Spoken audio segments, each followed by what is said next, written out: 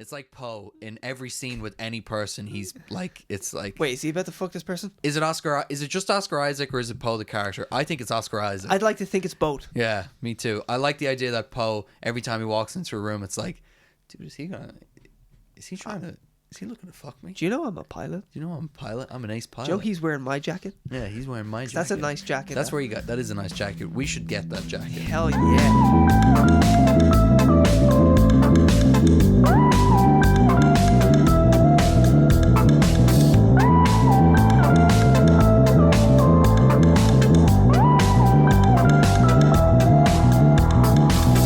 Hello, ladies and gentlemen, and welcome to the episode 30, the big episode. The big 30 one, the big trio. Straight to series. My name is Connor. I mean, And yeah, welcome. This episode, we're just going to do a year in review. as well as the Rise of Skywalker in review. In review, yes. Yes. Because we both saw it.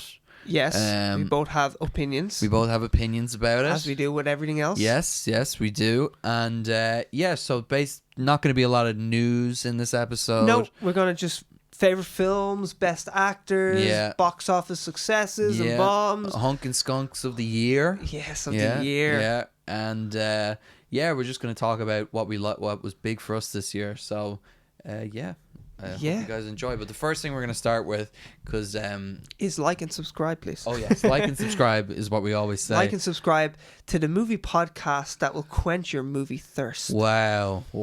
If you yes. needed anything better, any other reason to subscribe, there it was. There it was. Okay. But the first thing we're going to do is get into Rise of Skywalker. The Rise of Skywalker. The Rise of Skywalker. The final movie in the Skywalker saga. Yeah. Did you think this felt like a final movie?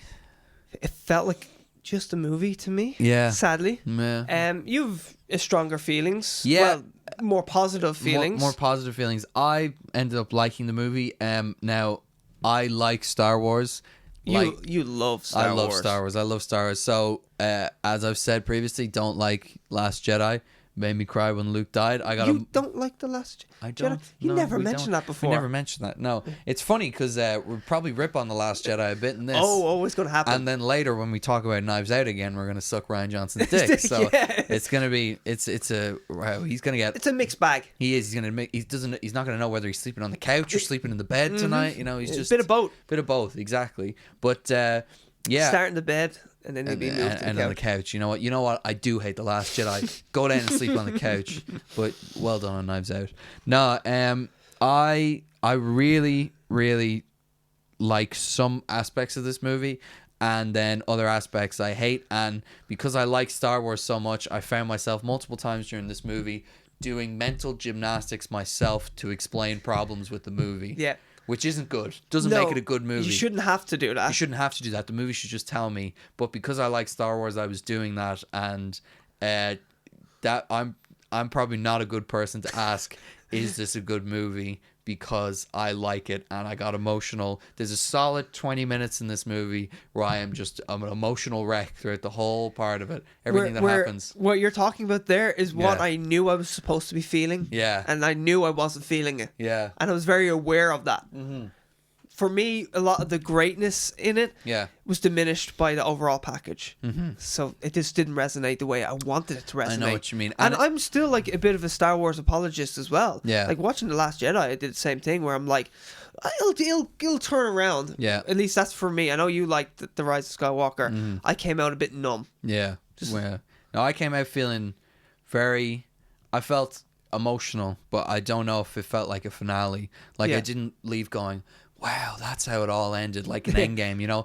I feel satisfied. I don't think I left satisfied. I left happy. Do you know what it's missing? What? It's missing Kevin Feige. Yeah. Because, like, we were talking about this earlier on, about how just uneven the whole trilogy of the last three films have been. Totally. Because it's a J.J. Abrams film, and then it's a Rian Johnson film, and then it's a J.J. Abrams film. Mm-hmm. And it's a bit of like, he said, she said, he said kind of thing going on, where they're very different, where it's almost like Kevin Feige has that creative touch that's in every Marvel movie. Yeah. So they seem to just all fit in, even though they have these individual feelings to them. Well, that's because he goes, look, we want you to go in this direction with the movie, but here's the things that you can't really touch on, and we kind of need a bit of this in the movie. But yet you watch Thor Ragnarok and you're like, whoa, this just rebooted Thor. Totally. But yet it still fits in with the original 3. Like, it's a very difficult balance. Yeah.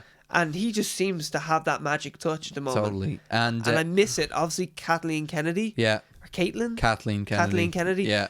I don't think she has that touch. Yeah, a lot of people are kind of blaming Kathleen Kennedy. She's getting a lot of the flack for the trilogy and how it's turned out. Understandably, though, to a point where you're like, you know, you're the main element of all 3 movies. It's true, but I watched a recent kind of podcast and they kind of put it in perspective where Kathleen Kennedy is a seasoned producer and a good producer. Yeah. And a good producer says, okay, good project plus good director equals good result. Yep. So I'm going to put you guys together. You don't need any oversight from me. Just make a good movie. Don't make it, you know, too racy. It's a Disney movie, blah, blah, blah, and we'll have a good product. Whereas Kevin Feige says, okay, good character, good director. I need to be very involved and make sure that everything's lining up and keeping with everything. Whereas Kathleen Kennedy probably has more of a hands-off approach. I don't know if she's a big Star Wars fan. I mean, everyone's a Star Wars fan, really, who's seen it with the franchise for a long time. Has she? Okay, so she knows the franchise that well. So I don't know whether she maybe, just to give her an out, I don't know the woman, but if she was like basically just being a normal producer, where she was like, oh, I'll just put 2 people who are good at something and they'll make something good. I totally understand what you're saying, but I still feel like it needs that oversight. Oh, maybe not too hands-on, which I see. That's why, like, not to talk about Marvel and Kevin Feige too much, but it's just the fact that it's still under the same umbrella of Disney. Totally. Kevin Feige seems to have this way of going, you do what you want. As you were saying, I want to hear your individual voice. Yeah. But we have parameters to set. Totally. And that's like, even with the Russo brothers, like, I thought Captain America was okay, the first one. And then they just almost like rebooted the character where I was like, oh, no, he's kind of my favorite character. Yeah. But yet it still fits. It's such a difficult balance to go, okay, it needs to fit within its trilogy. So the Captain Marvel brand, the Captain America brand, but it also needs to fit within the MCU. And it all works, you know. It has to do so difficult. It has to do something to expand the world of the MCU while also making an internal story work, and expand on just that one character as well, or characters involved in that main character. Yeah, in that sort of world, basically like a comic book. Like, even when we say it though, it's juggling so many elements to make it work and get the voice of the director like heard as well. Totally. Which is so difficult. Yeah. Which is what I didn't felt like with The Mandalorian. You hear that they're doing that as well, and yet my least favorite episode 4, Bryce Dallas Howard, sounded like she had a lot of free reign, and I really disliked the episode. Oh, excuse me. Jeez, so burpy. It is the weakest episode in my opinion. But yeah, I wasn't saying that to say that Kathleen Kennedy should get off. You know, she should have had more oversight. Yeah. I'm just saying though, she probably came at it from a normal producer standpoint. Totally, one and one. Like, good franchise with great lore and great writer and director with Rian Johnson and J.J. Abrams. Yeah. The product will make itself. Exactly. Like it's a recipe for success, basically. 100%. And it wasn't that. And then all the other projects, you know, that they were working on, it didn't mesh. And Rise of Skywalker, there are a few critiques that I left that I couldn't explain away in my head. Whereas I feel this movie is a great sequel to The Force Awakens. Yes. And some other movie that isn't The Last Jedi in between. It's strange. Yeah. It's really strange. These don't connect. They don't line up. No, they don't. It's so weird. The movies don't line up. You watch The Force Awakens and you could watch The Rise of Skywalker and you're like, I feel like I'm missing something in the middle. Yeah. But those two movies were kind of worked well together. But sadly not a tremendous amount. No. Where you should be like, wait a minute, how did this character's journey go from point A to point F and then come back? You know, like, instead it's just like it's missing a little bit. It's strange. But the funny thing is that a lot of the character arcs in Force Awakens and The Last Jedi are the same. Finn in the Force Awakens has to learn to not be selfish to fight for the rebellion. Then he gets sliced by Kylo Ren, wakes up in a BAFTA tank, and forgets that he has to not be selfish and fight for the rebellion until the end of it. That kind of jacuzzi suit he wakes up in. I love that. Yeah, I'm like, I want one of those. Yeah, me too. They look comfy. Yeah, but and so then in this movie we actually get Finn moving on from that, which is nice, and we get how spoilerific is this review going to be? We never even talked. Oh, we won't spoil it. Yeah, let's not. Yeah, I'm just talking. So broad let's just strokes. say, for anyone who's listening and they're about to back out, this is going to be a non-spoiler review. Yeah, we're going to redact many things. I feel comfortable talking about this movie without spoiling it. Sure. Yeah. There's a lot of the criticisms and the stuff I liked. I don't really need to get into, but yeah, and so I thought that this is a great movie. It is almost like a episode 2 and an episode 3 packed into one movie. Mm-hmm. It's trying to be a sequel to The Force Awakens and undo The Last Jedi in certain ways. Yes. And it's also trying to be the end of a trilogy and the end of a franchise, and I don't think it accomplishes either of those things, really. And it's I don't want to rag on The Last Jedi too much, but at the same time you do feel the stink of that written all over The Rise of Skywalker. Yeah. And do you feel like both directors are almost passively aggressive with each other through the films? Totally. Because like you really feel that with The Last Jedi, because we can talk spoilers for that. Like it really just abandons the foundations that J.J. Abrams built. Yeah. And then literally The Rise of Skywalker does the exact same thing. It abandons the foundations in the name of subverting expectations. Oh, you have to challenge fans. Yeah, exactly. Yep. I find both of these movies, both The Rise of Skywalker and The Last Jedi, have a similar thing where, so challenging fans, it's a bad movie. Stop calling that. Where now it's like The Rise of Skywalker. For me, I didn't think it was great, and they're just like, oh, it's fan service. Mm-hmm. It's just fan service. I'm like, well, there's a lot of fans that aren't happy with it, so it's not giving the fans exactly what they want either. Also, some people are misinterpreting fan service as people having arcs that need to be finished. Mm-hmm. You know, Rey's lineage was not solved in The Last Jedi. Yeah. So obviously that arc needs to have an ending, you know? Also, I hate the fan service is looked at as a negative thing. Yeah. Like, every film should be fan service. Every film should have some fan service. And, like, Endgame, I just, like, fan service is used as, like, a negative thing. But, like, every film is fan service, really, when you think of what the words mean. Yeah. I mean, like, Endgame does a thing where you're, like, it will challenge you, but also give you what you want. Like, surely no one, like, spoilers for Endgame, but no one really wants Tony Stark to die. No. But it's the right thing to do. Yeah, totally. And you're like, okay. It feels earned. I don't want to give away Captain America. I don't want to be like it's a great fitting ending, but at the same time, like, I want to see another Captain America movie. Yeah. So, like, it's challenging you, but yet you're like, okay, it's the right move. I accept it because it was the right move. And, and that's what I think the movies don't accomplish. They needed that oversight.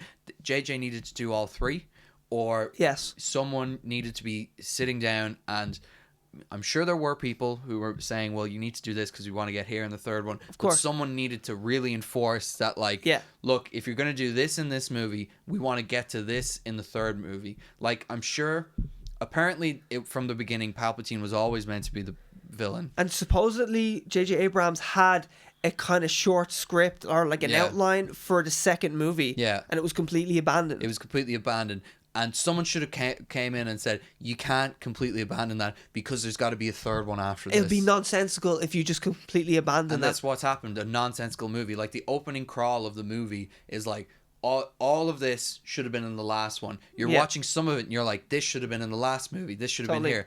And you're like, this character should have been introduced there because I don't have a fundamental problem with the character. It's not like they're unlikable or anything, but you're trying to make me care too quickly. Totally. Whereas I feel like if I had more time with them, I probably like them more. It's such a strange feeling to have because, like, literally what this film does is, if you think of The Force Awakens, it's like, oh, we just built a road. Yeah. And then The Last Jedi is like cul-de-sac. Yeah, cul-de-sac. It ends. End of the road. And then it's like, oh, The Rise of Skywalker, forget that. No, it actually keeps going, and it's just such a weird feeling to have. It says, yeah, we built a road, cul-de-sac. Oh, actually, there's a little walkway that you can get You missed through. that. You missed that. Yeah, there's a walkway you can get through. So actually, it's not the end of the. Ryan Johnson missed that as well. Yeah. But there is like a little through road or whatever. Through road. It's just messy. I felt it watching it. I Yeah. could feel the passive aggressiveness. Yeah. And now they've kind of, both directors have said a few things as well, where yeah. it's like, well,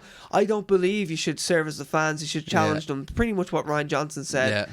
And he's talking about The Force Awakens because Totally. he doesn't like what The Force Awakens did, because the parallels between The Force Awakens and A New Hope. Yeah. Well, And- I feel like he challenged fans in the wrong way. The idea to True. Yeah, totally. That's it. The idea to challenge fans, I think, is inherently a good one. You should always people with expectations. It should be good to subvert expectations Totally.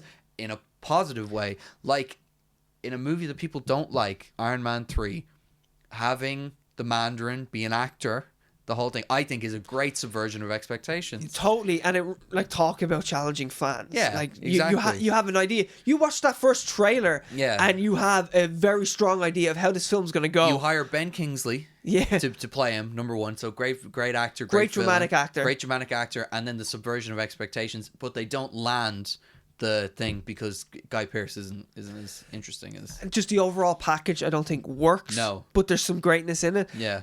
Yeah, totally. Yeah, no. Hydra and Shield, a subversion of expectations. You know, like Cap defeats Hydra during the war, and then you find out Hydra is built into Shield the entire time. Or I don't know. Is there another movie we should maybe even try to go without comic book movies? Well, I would say The Force Awakens when it kills Han Solo.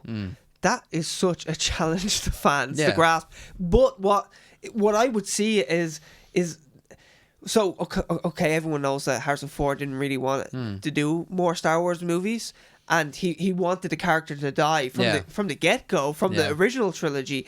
But what does J.J. Abrams do? He uses that as an amazing building block for Kylo Ren. Yeah. So not only do we challenge fans by killing a fan favorite, my absolute favorite character of all the Star Wars movies, but it really gives a great story arc to Kylo Ren. It's a character building moment. Yeah. And it's an epic moment. For me, I'm like, when I watched that, I was like, they just killed Han Solo. And then I see the look in Kylo Ren's face, and I'm like, oh, okay. Oh, he knows he just killed Han Solo. Oh, now we're talking. Yeah. Okay. Now I understand who Kylo Ren is. Yeah. And all right, I understand that move. Yeah. Where when they kill Snoke, I just felt like, and you go, oh, this is interesting, and then you think about it for a few minutes, and you're like, well, hang on, who was he? How could that happen? And okay. It's So we're not weird. going to learn anything about that we're not character. going to learn anything.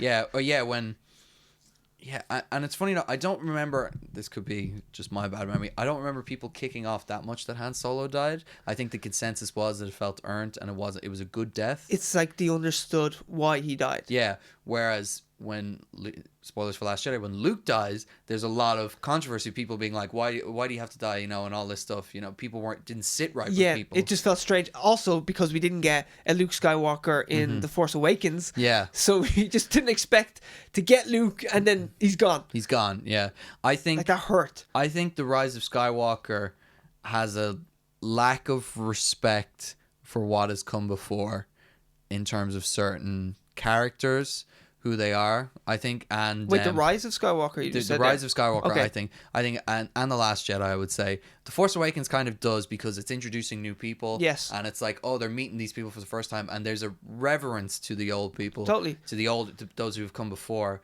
Even if I think in certain areas there could be more. Like, there's definitely problems with the Force Awakens that definitely I would change, but I think they do a good job of kind of honoring what's come before. Whereas in The Last Jedi and in The Rise of Skywalker, I think there's a lack of respect for some of the things for some of the key elements of Star Wars that people like, and it's a shame because I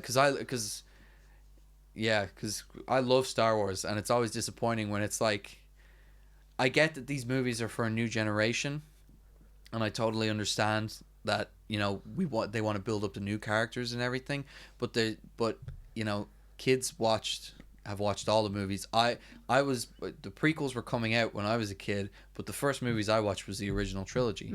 So like, to say that they're making for new fans is totally cool, but you have to respect the older fans and know that even the kids watching it now have watched the other movies, so maybe they really care and like about Luke, Han, and Leia. You know, it's not just the old people in the audience who are like, yeah, totally. I really care about that, and I love the new characters. Yeah, I actually love them, which is why I'm upset when I just don't get a story that really resonates with me. Yeah, me too. I think Rey's a great character. Yeah, I think Rey's a great character. Daisy Ridley's great. I love Daisy Ridley. Yeah, I think I love her overall look. Is now like just it's.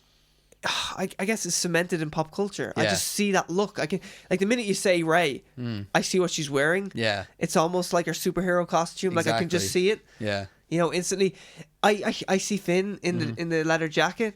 I see Poe. I just know Poe. I see Poe in the X-wing instantly. I love the new characters, and I think that's why as well I'm a bit hurt when I just don't get a fulfilling story. Yeah, because you do like them, and you're like, man, I'm bought into these guys' story, and then it's just unfulfilling. I forgot that Finn was a former stormtrooper in The Last Jedi. Yeah. And then we kind of get a reminder in The Rise of Skywalker, but I feel like they can't go into it deep enough because it was passed over in The Last Jedi. Yeah. So it's like, here, we got a lot of ground to make. We can't be going deep into Finn's backstory either. It's almost like in this movie, it's like, hey, all those elements that you're leaving going, I wish that was explored more. Yeah, that was my idea for the second movie. So I just want all of you to know that stuff that you're looking to find out, that would have been in the second movie, but they didn't let me make the second, or I didn't make the second movie. So now, how cinematic is some scenes in this movie though? Very. In the trailer, we see them fighting with the waves crashing. It's shot beautifully. That is epic. Yeah, it's so good. It is a few. The CGI is pretty good all throughout. I would say so. Yeah, definitely. And, but I would say that I found in the action scenes, I felt like we were missing a beat. I feel like in some action scenes we were dropped into the middle of an action scene, and we didn't necessarily get the build up. Okay. Like, like the movie kind of moves at a breakneck pace, and it's like action scene to action scene to action scene. The pace. To think that they cut out like 15 minutes and only in the last 2 months or so. Yeah. J.J. Abrams cut out 15 minutes. Yeah. No scene fully marinates. No, it's just like boom, boom, boom. You don't. It doesn't hold on anything long enough. No. It's like we're going next, MacGuffin to MacGuffin to MacGuffin. Yeah, we got a lot to get through here, guys. Yeah, and I just feel like some action scenes, they're just, I needed another beat before it started. You know, like they've released the clip and it's the chase scene in the speeder bikes. Yes. And I'm like, yeah, you see them starting the speeder bikes, but I needed a scene of maybe them spotting them and shooting at them for a bit and then getting on the speeder bikes or something, where it's like, they fly now. Yeah, I hate that. I just don't think that's funny at all. When they released that clip, I was like, fucking hell, that was a terrible clip. They fly now. They fly now. Oh, I didn't like it. What it should have done is they fly now, and then Poe goes, yes, I get it, they fly, and then they keep going or something like that. We spoke about this before we started the podcast. The comedic elements just don't land. Don't hit. Where The Force Awakens, I laughed a lot. Yeah, me too. But now, I will say, this was rushed as well. Like, JJ wasn't supposed to direct this movie. No. And then he had to come in and rewrite the script and all like that. And you feel the JJ Abrams touch at times, but definitely the comedy just does not land. Falls flat a lot of the time for me. Sadly. Yeah. Yeah. And, you know, all the actors are charming and everything. Of course, yeah. Adam Driver is doing work as acting in this movie. Excellent. He's my favorite character throughout the three, I would say. His story is the most interesting. Very interesting. And it's paid off the best of all the characters in this, I would say. And I enjoyed his arc. Like, totally. His arc was my favorite of all the characters. And I would say, you know, if Finn had gotten better treatment in The Last Jedi, he could have had a really great arc. Big time. That we were kind of discussing before, and maybe we'll get into in some future podcasts. You opened my eyes. We can't really go into detail for it because it's total spoilerific. Yeah. But yeah, you opened my eyes to certain things that I didn't even get. Yeah. Now, I hope you're right about those. Me too. Yeah, me too. Because it made me like it more. Yeah, but then again, the only reason I came up with those things was because I had to answer questions I was having about the movie. Yeah, you're like almost making excuses for it, going, oh, well. Totally.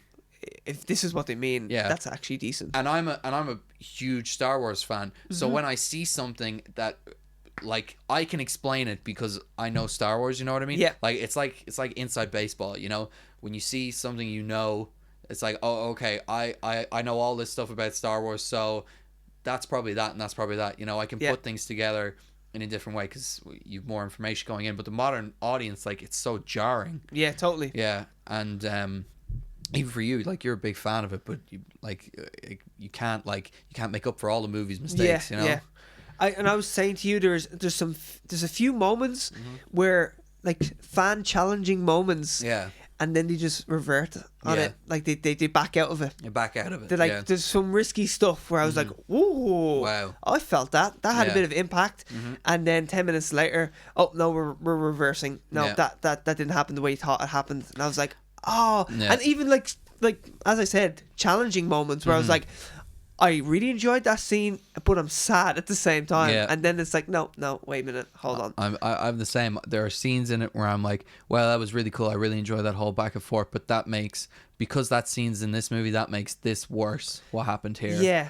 That happens a lot, and some of the like retrospectively, they diminish scenes that had impact. They diminished. Pull their punches. Yeah, they pull their punches basically. Yeah. They're like, oh yeah, this cool epic thing is happening. You're like, wow, that is cool and epic. I'm really enjoying that scene. And then you think about it and you're like, oh well, that makes that worse. Yeah. Because of it, and you're like, and it's disappointing because again, it just shows a lack of, maybe not respect, but like a lack of understanding that people love the original trilogy. And I don't like there's revisionist history in this. Oh yes, they change a few things. They change a few things around, and at least it feels like they're changing things.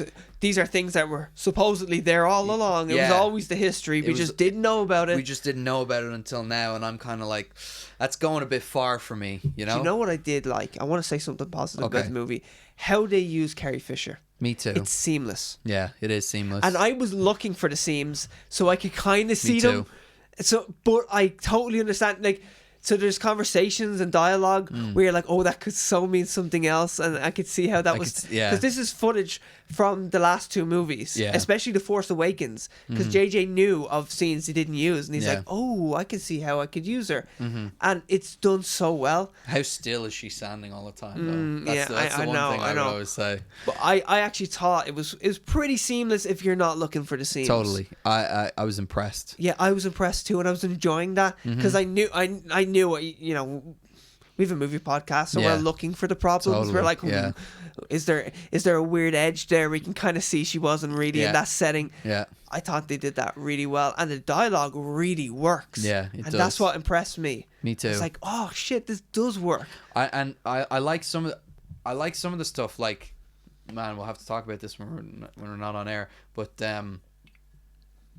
I like they go to a certain place with certain characters, and I'm like, man, I like the place that they're at, and then they'll push it slightly further, and I'll go, no, that's too far. You've gone too far with that. It's so redacted. I know, it's so redacted, but it's like, do we get to a point, and it's like, that's really cool, that they're doing that, and I'm like, that's a really like great character decision. It's great, great for those characters, and then they'll go, and this, and I'm like, that's too far. You've suspended my disbelief too far. Yeah, I know what you you're mean. pushing it, and I'm rejecting it. I don't want it. Sadly, I found some of the cameos felt a bit gimmicky. I know you didn't feel that way, so. Yeah. It was almost like, do you know what? It was like the script wasn't sculpted enough, in my opinion, to have a reason for those characters to be there. Yeah, they're just there because they're mainstays of the franchise. I agree. There are definitely elements in that where it's like, and this character, and then there are other things where people will show up or things will happen. And this guy. Yeah, people will happen. It's like, remember him? Remember this guy? And it's like, look at this big epic moment where people are doing this thing, and you're like, I need more. You need to give me more context. More context for this. And see, this is the thing. Like, especially, even, I will say, I don't think this is not a spoiler, but Billy D. Williams, Lando, I didn't think how they wrote him into the movie worked for me. I totally could see how they could make it work, but the way they did it for me felt like a gimmick. And that's like, because everyone knows he's in it. Like, he's all over the posters, the trailers, and all like that. I just didn't think it worked. But I could totally see how they could make it work. And I feel like a fan like yourself or some mega fan, you could sit down with them and go, how would you work Billy D. Williams? How would you work Lando into this movie? Yeah. And they're like, oh, blah blah blah, this is this. And I bet you could really just take loads of different people's opinions and fine tune a great reason for him in the movie. Yeah. I felt like he was in the movie because he was in the original trilogy. And when I was watching it, I was like, he's in it because that's the only reason. You know, I seen. I actually might have to watch it again because you make a good point with the Lando character. I enjoyed all of Lando's scenes. I liked everything he did. Kind of. Again, he's another character in the movie where I'm like, I like where he's at, and then they push it one further, and I go, that's too far. You know. Okay. I think the movie does that all the time. But yeah, I would like to. Oh my God, is this the entire? Oh, the entire plot synopsis is on. Of course, it's on Wikipedia. it's out a few days now. Jesus. Why I actually went down here is because I wanted to see the budget because the CGI I think is excellent. It's phenomenal. I love J.J. Abrams' eye. Yeah. His visual eye, like, of course, we just talked about the scene where they're fighting on top of that ship and the water's crashing. Yeah. And It's in the trailer. Yeah, it's in the trailer. So yeah, it's actually on the poster now. Yeah. The latest poster that they put out, which is a fantastic poster. All the posters for this movie, good. As with all Star Wars movies, the posters kill it every I want time. to give a shout out to Poster Posse. Yeah. They are crushing it in the poster world, They the really movie do. poster world. And they've done a few now. They've done Joker. I've actually shared loads of their posters on our Instagram, on our stories, and just on posts as well. Yeah. Check them out. Check them out. Check out our Instagram. Yeah, do that, please. Yeah, so it's saying that the budget was between 250 to 300 million, and you see that on the screen. Yeah. You see that budget. Yeah, you do. It's everywhere. Now, I don't know if it's as good as the CGI in Endgame.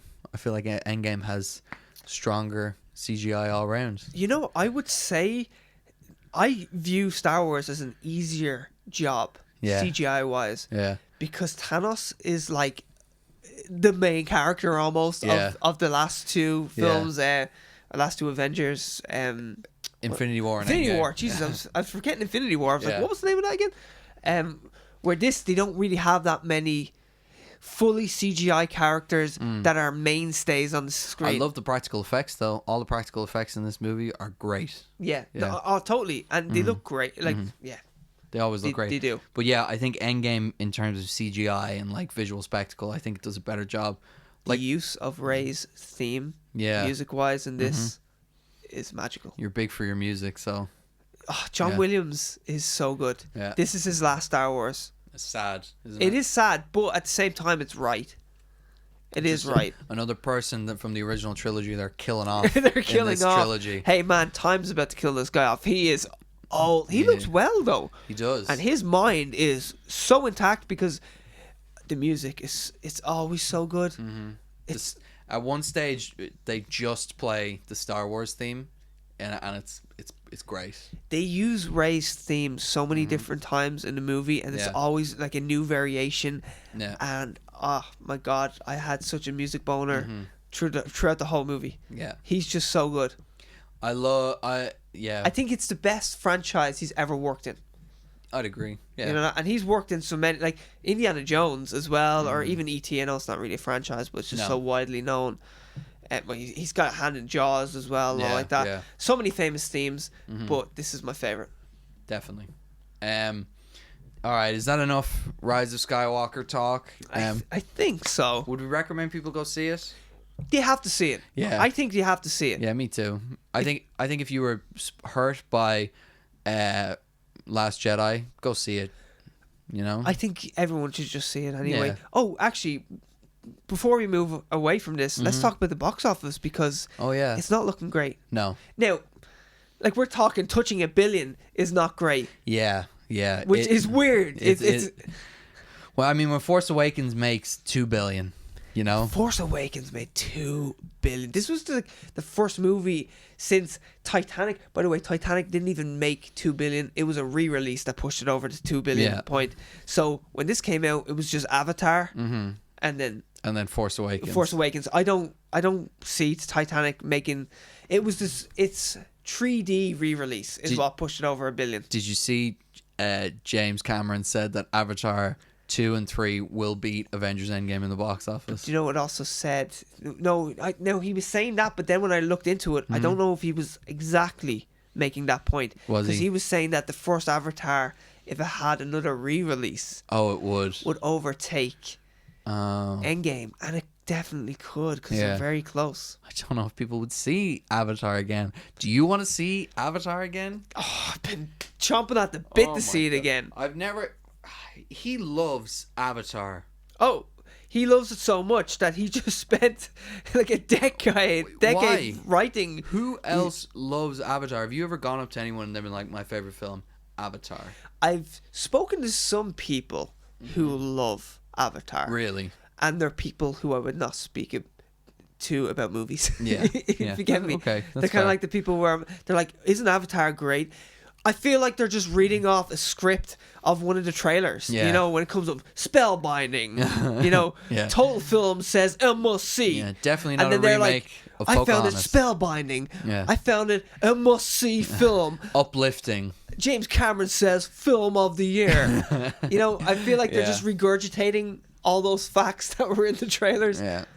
It's just don't like it. Let's get back to this franchise before we talk more about Avatar. Yes. So, so as we're recording this, as we're filming and recording it, we have Friday's box office results for The Rise of Skywalker. Yeah.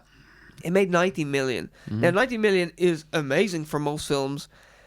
It's not so amazing for a Star Wars movie. No. Because we can see The Force Awakens, we have it up here, that The Force Awakens on Friday made 119 million. Crazy. That's one day. Yeah. Now, that does include previews, midnight previews and all like that. Okay.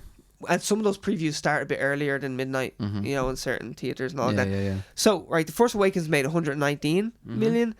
The Last Jedi on Friday made 104 million. Holy shit. So now when you think about it, The Rise of Skywalker made 90 million on Friday. So it really is diminishing returns. It's declining. Yeah. And it just... so I should say that the estimate now is 190 to 195 million for the whole weekend. Now, so let's just go with the higher one. Let's go with 195. Let's round it up. And on a budget of 300 million. Yeah, we should 250 to 300 million, probably 300 million. Probably 300 million. I would lean towards 300 million. Yeah. So 195. It's still going to make money, by the way. It's still going to make bread. Oh yeah, absolutely. And merchandise and all like that. Yeah. But still, so if it made 195 million this weekend, The Last Jedi made 220 million. So 25 million more. Yeah. And The Force Awakens made 247 million on the weekend. So 27. Yeah. Oh no, that would be that's over 50 million. Oh yeah, 50 more. million more. Oh, sorry, yeah. So essentially, what I'm trying to say is The Force Awakens is made around 50 million more than what The Rise of Skywalker makes in this first weekend. Now, if you told someone coming out of The Force Awakens that, hey, listen, the third film in this new trilogy, it's going to be the worst performing at the box office of all of them. Yeah, and we should actually summarize this whole point is that it might not make $1 billion. It might not make $1 billion. And if it does, it's going to just tip it. We made predictions before this, and I'm willing to say them on air. I said 890 million. You still standing behind that number? I'm going to stick by it because I hate to say it, but the love of Star Wars is the dark side is taking over. It's declining. It's declining, and there's a real lack of fan support at the moment. Now, we've been like really harping on about the Last Jedi, but also Solo definitely made an impact as well, a negative impact.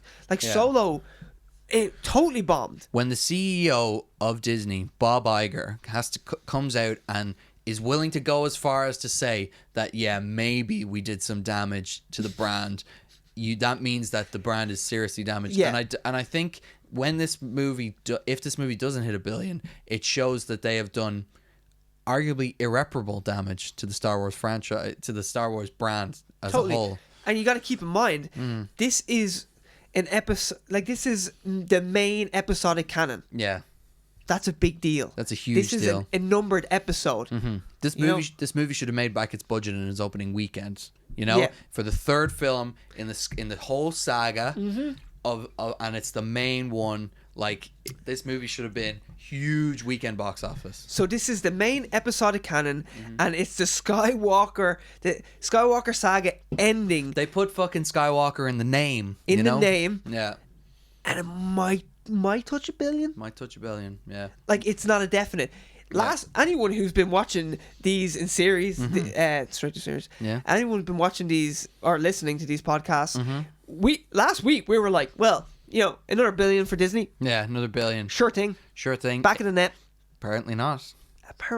And it's not doing well in China. Now, none of them do well in China, but this is doing extremely unwell in China. Exceptionally bad. I've got the numbers here on my phone because it shook me. Yeah. I was shocked. If you feel I was shaken. Shaken. Oh, not stirred though. Mm-hmm. Get it, 007. We got Pop Funkos for anyone who's listening. I got the Lashif one because he has the rope that he whacks James Bond in the balls with. Scratches his balls. Little to the left. Yeah. Love that Great scene. Sadly, the James Bond is not naked and in a chair with his ball sack dangling. Sadly not. But I thought, got the old grandfather clock thing going on. Yeah. With the ball sack. Sadly not. But look, they're a pair, and I got them together. Get this though. Okay, get this. So, the Rise of Skywalker earned 2.2 million in China on Friday. 2.2 million. Bad. On Friday, and 5.87 million across its first 2 days of release.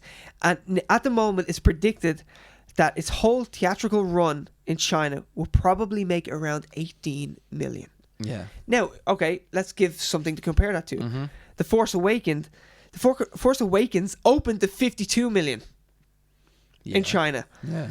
And ended up with 126 million. So its overall box office run in China, The Force Awakens made 126 million. Yeah. They're saying The Rise of Skywalker might make 18 million. Which is just insane. Rounded up to 20 million. Yeah. Still terribly insane. Terrible. And, okay, let's see. Rogue One opened to 30 million in China. Yeah. And it finished with 69 million. So that's a lot less. Yeah. But still, 69 million, that's Rogue One. That's not of the main episodic canon. Yeah.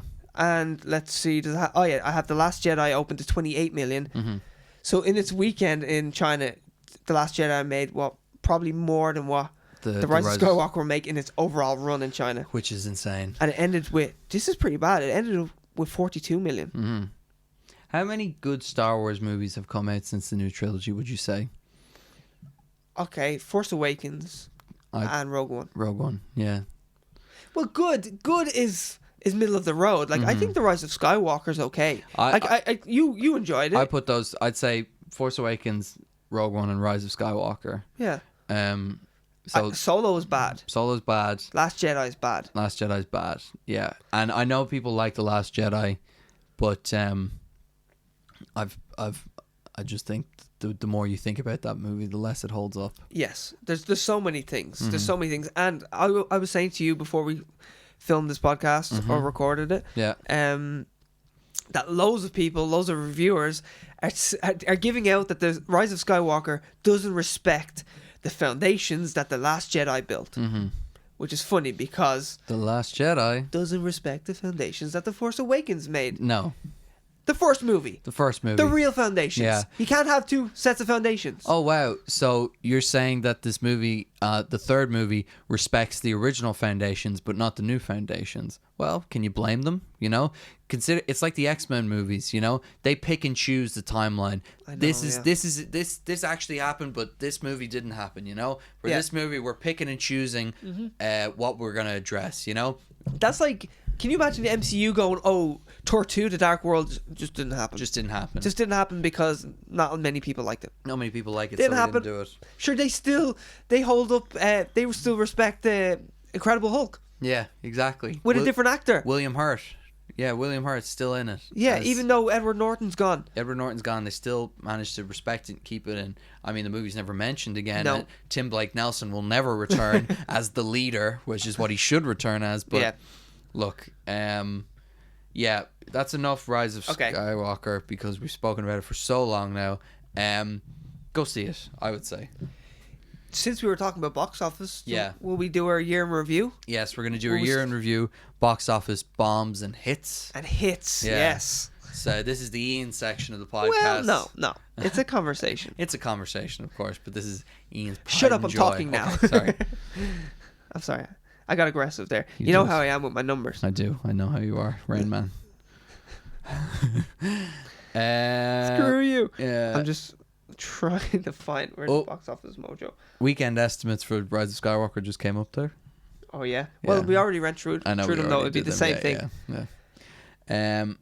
Yes. Oh, yeah. So I want to look at the worldwide. So, what would you like to start? With the bottom of the bucket or the tippity top? We've already talked a bit about the tippity top, so we might as well finish our thoughts on that and then go to the bottom of the bottom. And actually, this can relate to the Rise of Skywalker as well. Mm-hmm. My most successful film financially of the year is Joker. Yeah, I'd agree. 100%. Now, a lot of people could come at me and say, Endgame, how can you not say the biggest movie of the entire year? Made most money, most successful, end of. Yeah. Yeah. Endgame was always going to make that. In fact, we predicted it would make more. Yeah, we did. It was Endgame. Yeah, exactly. It was the MCU tippity top golden goose. Yeah. It was always going to make a lot of money. Totally. Joker, on the other hand, if anything, all the restrictions should have made less. Should have made far less money. And with the budget as well, I think Joker is the most successful movie of the year, like hands down. Totally. And we can go into reasons why. But what's funny is, if The Rise of Skywalker doesn't make $1 billion, that means the psychotic clown that is Joker made more money than the end of the Skywalker saga. Insane. Now, you're talking about predictions? I know. When The Force Awakens makes $2 billion and you said, oh, you know that a Joker solo movie that's R-rated is going to make more money than The Rise of Skywalker? Now, it's not a given, but what's scary is they're in the same league. Yeah. When it comes to box office returns. It's crazy. Like, I don't know how you can look at the box office this year and not be like, man, Joker fucking crushed it.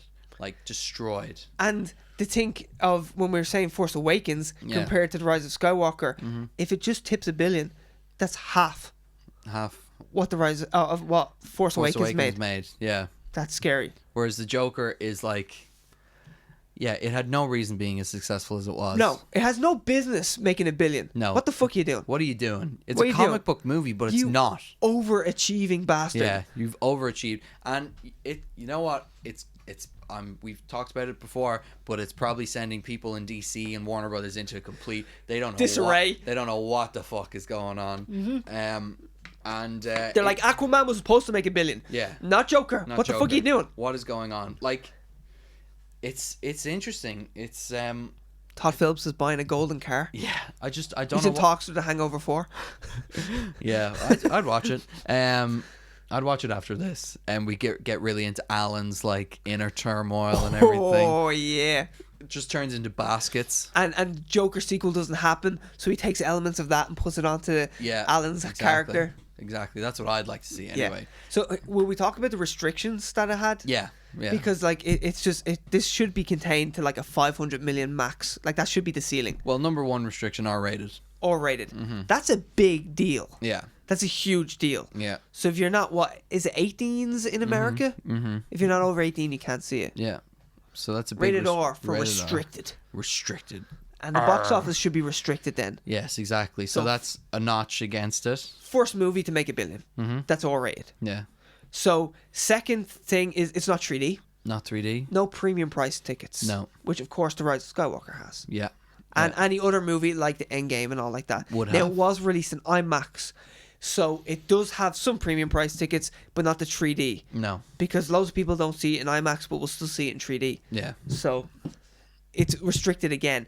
Its budget, it was estimated 55 to 70 million, and its marketing budget was 120 million. So that's a big restriction as well. Yeah. So it's even contained more. But I think the biggest one, even though The Rise of Skywalker, it makes no difference to that, is that it wasn't released in China. Yeah, wasn't even released in China, and it's made $1 billion. It's made exact $1 billion and 60 million. Like, that's crazy. All those restrictions. That's why I think that this is the overachiever of the year. Absolutely. Now, I'm not just saying because I love the movie, because I really, really did enjoy the movie, but it just shouldn't make that. It just is. Like, you look at box office successes this year, and that is the only one that stands out properly to me. Now, the biggest surprise of the year could be if The Rise of Skywalker doesn't make $1 billion. Yeah. Because that's just scary. Well, I still think Joker, actually, I think that's still a bigger surprise. Like, no one expected this sort of success. No. If this film made 300 million, it would be deemed a success. Yeah, totally. And now, like, look at it. It's Like, a $1 what billion the hell? franchise. And then there are other, like, elements working against it that, like, you didn't even mention. Like, there's all the controversy. And now people would argue that stirs up buzz about a movie. Yeah, it ended up doing that, but it could have done the opposite. Could have done the opposite. In this triggered society we live in. Yeah, yes, exactly. People triggered by the movie, you know. Before it came out. Before it even came out, trying to boycott it and everything. Saying it was going to inspire real world violence. Real world violence. And that was going to depict a villain as a hero. Yeah, which it didn't. It's a DC movie. A tainted brand. A tainted brand indeed. Now, they're on the comeback trail. They're on the comeback trail. But Aquaman wasn't a great movie. No. That was a surprise in many ways as well. It was a popular movie. It wasn't a good one. Its budget, though, translated in many ways. Totally. Where this is why, like, the fact that this has cost like 70 million max to make, it's scary that it made It's like an art house film. Yes. Yeah. And it's made $1 billion. Also, the Hangover director made it. Yeah. Like, you know, it just doesn't make sense in that way, even though he is actually a fantastic director. And we always talk about the movie that he made before this. War Dogs. War Dogs. Always forget the name of it. Had it in my head already. And I'm about to go, people should have went to see that movie. I can't even remember the name of it. People should watch the movie. It's great. But yeah, it's staggering how well Joker has done. It did so well that DC are restructuring movies that are already in post-production. Yeah, making them R-rated. And Birds of Prey, by the way, a little snippet of news. There's only a bit of news you'll get, is that it is now officially listed as R-rated on IMDb. Oh, wow. So, this film, it was already made, and because of the success of Joker, they're like, oh, actually, now it's going to be R-rated. Do you think in Birds of Prey we're going to get, now that it's R-rated, the scene where Ewan McGregor sneaks off with Mary Elizabeth Winstead to have outside marital sex with her? That'd be worth the price of admission. Yeah, I'd go see it. And it's literally just the two, like, it's the actors, like, they just cut away from the movie, which will... has a chance of being bad, and it's just all their antics where they're like sneaking around and they're like, you're following their love story and everything, and they're just like, oh, you know, I'm in. Oh yeah, my wife, she's wondering where I am, and she's like, it's okay, we're in love, and then you know they're off and they're just doing their thing. That's what I want to see. That's what I want to see now. I want to know if they have chemistry as well. Yeah. Oh yeah. They're probably not even supposed to have any chemistry, and they're just like, why are you giving each other the fuck me eyes? Yeah, and why am I into it? Oh, so into it. It's like Poe. In every scene with any person, he's like, it's like... Wait, is he about to fuck this person? Is it just Oscar Isaac, or is it Poe the character? I think it's Oscar Isaac. I'd like to think it's both. Yeah, me too. I like the idea that Poe, every time he walks into a room, it's like, dude, is he looking to fuck me? Do you know I'm a pilot? Do you know I'm a pilot? I'm an ace pilot. Joe, he's wearing my jacket. Yeah, he's wearing my jacket. That's a nice jacket. That's where you got... That is a nice jacket. We should get that jacket. Hell yeah. And we won't cut the sleeves off. Yeah, and I'll just look like a sap in it. I'll sit here. I think it's really cool, and then I can't pull it off. Mine won't fit me very well because I'm fat. That's why. Did you like that the guy from Heroes is the new Porkins? Like, he was fat in The Force Awakens, and now he's even bigger. Yeah. He's like in the X-Wing like this. This isn't a spoiler. Collecting mass. He's just huge. I would recommend, by the way, and my dad pointed this out to me when we went to see it, don't look at the IMDb and who's in this movie, because there's loads of spoilers, because the full IMDb list is out. Is it? So, like, loads of the cameos? Yes. So don't look at it before you go. Totally. Because it'll be a better experience for you if you don't 100%. know. So we said the biggest success is Joker. Yeah. Let's go down to the bottom, the other end of that spectrum. Yeah. Down the bottom of the bin. And the biggest bomb is, again, much like this list, not necessarily the movie that made the least money this year. Yes, but it relates so well to Joker. It does. It's another comic book movie. It's another established character. It's another R-rated movie. It's another R-rated movie. And it had a lot of buzz about it. It did. At one point. It did. It's got a talented actors and team behind it. Another parallel is the main actor it was like a 100% applause from all the fans. Go, perfect. Perfect, yeah. Perfect. Joaquin Phoenix's Joker, perfect. Well, David Harbour as Hellboy was perfect. And why we're still talking without me telling you the numbers is because I'm still scrolling down the list. Trying to find it. There we go. 93 on the rankings. Hellboy made 44 million total. Now, it was on a 50 million budget, and that's not including marketing. Not including marketing. So 75 to 100 million. I say it like for it to even break even over 100 million it needed to make. Yeah. And it didn't even make back its initial budget. Yeah, it's bad. And here, like, look, it made 21 million in America. That's crazy. That's so bad. It's terrible. Like, we're talking about the Rise of Skywalker making 90 million on Friday and how that's not good. Yeah. Now I know it's different. The budget's not like that, but still, it made 21 million in its overall run in America. Hellboy is an established franchise in both movies and comic books and pop culture. And totally. I don't think people who like Hellboy or saw the Ron Perlman movies are going to be like, oh, it's not Ron Perlman, why would I go see it? I don't think it's like that. I think I like Hellboy, I go see the movie. I thought everyone seemed to love that David Harbour was in it. There was so many good vibes towards David Harbour. Yeah. I thought, well, this was clearly going to make at least 200 million. Yeah. And it's a great example of how an R-rated comic book movie can make the studio sink. Yeah. Oh, there's no money in that. And then you have literally the opposite Joker. Yeah. Like, just overachieving. Killing it. And it's an interesting parallel, to look at the two. It has all the right elements to make a lot of money. And I'm not talking a billion. I'm talking 200 million onwards. Yeah. And it just hasn't, which is crazy. It bombed, and of course critically it bombed as well. People love that Ian McShane was hired in it as well. Yeah. Ian McShane and David Harbour. It was just like there Mila was no Jovovich. Yeah, as the bad woman. I don't know her name in it. Neither do I. Didn't see it. I read an interview with her lately saying that all her greatest movies got bad reviews, so she thinks this will become a cult classic, like some of the Resident Evils. Interesting. Yeah. What about Fifth Element? Fifth Element, that didn't get great reviews either, even though I quite enjoy it. Yeah, I quite enjoy it too. I only watched it recently. Luke Beeson, isn't it? Yeah, Luke Beeson. And then Lucy and Valerian. Yeah. Another box office bomb. Yeah. So sadly, Hellboy. Ian found these out, and it's interesting in this year that we have two movies that are so similar and yet so different. Yeah. In terms of their reception. It just shows quality does make a difference. Yeah. Now I know you might cite Michael Bay as like breaking that mold. Yeah. Like it took what, 5 Transformer movies before people stopped showing up. Yeah. But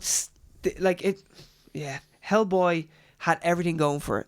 And it just didn't deliver. Like the most popular genre right now. Yeah. Is the comic book genre. It's literally during the comic book movie renaissance. Yes. Like at its peak. Literally, Endgame happened this year. We are at peak comic book movie right now, and arguably it's all downhill after this. Yes. And now Hellboy can't break 100 million. The same year that a comic book movie became the biggest movie of all time. Hellboy couldn't make its initial budget back. Not even including marketing. Not even including actors' salaries. Yeah. Like this, it bombed hard. It did. So anyway, fingers crossed for David Harbour's next comic book movie, Black Widow. We should even talk about David Harbour coming off the goodwill from the Stranger Things fans. Like Stranger Things is one of Netflix's biggest TV series. It was one of the top 20 stream shows this year. Netflix had 19 of the top stream shows in 2019. Of the top 20. Of the top 20, yeah, 19 of the top 20. The only one that was from another place was Handmaid's Tale. Other than that, it was all Netflix shows. Bad, isn't it? Yeah, crazy. That's crazy. What a year for Netflix. I know, and so the fans of the comic book Hellboy and the fans of Stranger Things obviously didn't even show up. No. To make Hellboy somewhat a success. And I mean, there are other worse box office bombs, like we're talking about Charlie's Angels. Charlie's Angels, yeah. No, actually, Charlie's Angels is not worse. Is it not? It's done better. It's done slightly better. It made at least its production budget back. Okay. But Charlie's Angels is a bad one still, though. Like Charlie's Angels, It's on 57 million. I think it cost 58 million to make. But it most likely will make back its production budget. But it's like, look, 17 million in America. Yeah, that's bad. So bad as well. And we just discovered that Jasmine from Aladdin is one of the angels. Yeah, so in other words, that same actress was in a $1 billion movie. And then as one of the main actors as well. Yeah, the main role. Excuse me. One of the main roles in the movie. And, it's crazy. So she's in one of the biggest... one of the most successful films of the year, and then she was in one of the least successful films of the year, and then she was in Charlie's Angels. Talk about a mixed bag. I know. Can we go down and see what did worse than Hellboy? Because there are a few. There's some of these movies though were never expected to make that much money. No, that's true. That's the thing. Now Stuber. 32 million. Brightburn was probably expected to do better than it did. But Brightburn now costs like something like 12 million to make, or 18 million. Booksmart. That had a lot of buzz about it, and it's meant to be a really good film. 24 million. Look. Yeah, Jojo Rabbit, 23. No, Jojo Rabbit. Now, do you think it has something to do with the fact that it's centered around an imaginary Nazi? I don't. No? I don't think so. I actually think it's to do with, people like Taika Waititi, big time, and they buy into a lot of his they buy into a lot of the crazier elements of it by being like, it's actually really funny, because there was kind of a tentative thing around Jojo Rabbit where it's like, oh, it's pretty good, but it's not great. Yeah. I think people were like, oh, well, maybe I won't go and see it. Is it now owned by Disney as well? So the whole Nazi thing might not have got a push. Oh, maybe. I think it's owned by Disney now. Is it a Fox Searchlight movie? I think so. I think it is. Actually, I'll look that up real quickly. While you're looking that up, I'm going to get into what we thought was the biggest upset of the year, our biggest bomb that we genuinely feel that has hurt us personally. Hang on, we got Fox Searchlight Pictures. Fox Searchlight, yeah. So Disney now own Jojo Rabbit. Yeah. And they've already got ties to anti-Semitism. Yeah, they don't need the Nazi connection. Let's not regurgitate those old feelings, Yeah. So yeah, can you imagine like the headlines of another pro-Nazi or pro-anti-Semitism, another anti-Semitic Disney outing here. Even though it's not pro at all, it's complete opposite. I really want to watch it. Me too. Yeah, but it's only coming out over here now, though. So it will be in the cinema, so you could go see. I might go see it over Christmas. Yeah. Nothing else to do over Christmas. For like the American audience, it'd be like such a late review. Yeah. Oh well. Yeah, it's coming out on DVD over here, guys. What you doing? Yeah. Listen, we're working on it, okay? Yeah. I mean, I like everyone in it. That's the other issue. Yeah. But yeah. So as I was saying, we're gonna get into a movie we thought should have done better, and are actually really disappointed by, is Dr. Sleep. Oh, it hurt. It does. It hurts. And you were telling me that there's going to be a 3-hour uncut director's cut that's coming to DVDs, which I'd be super interested in seeing.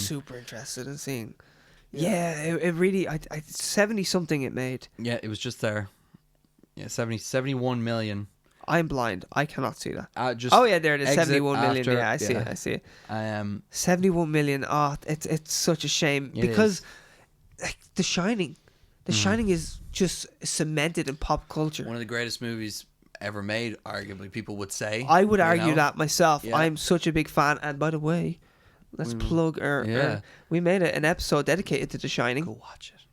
I'm gonna turn this heater off. Yeah, it's very warm in here.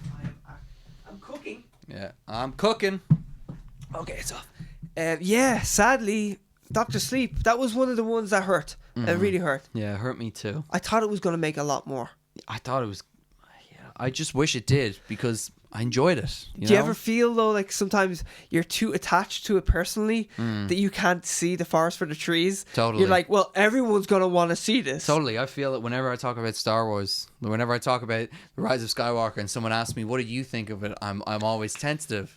Because you're like, Because you're like, I mean, I liked it, but I don't know whether it's good. Yeah, totally. What were you gonna say? No, I forget. Oh, okay. It's cool.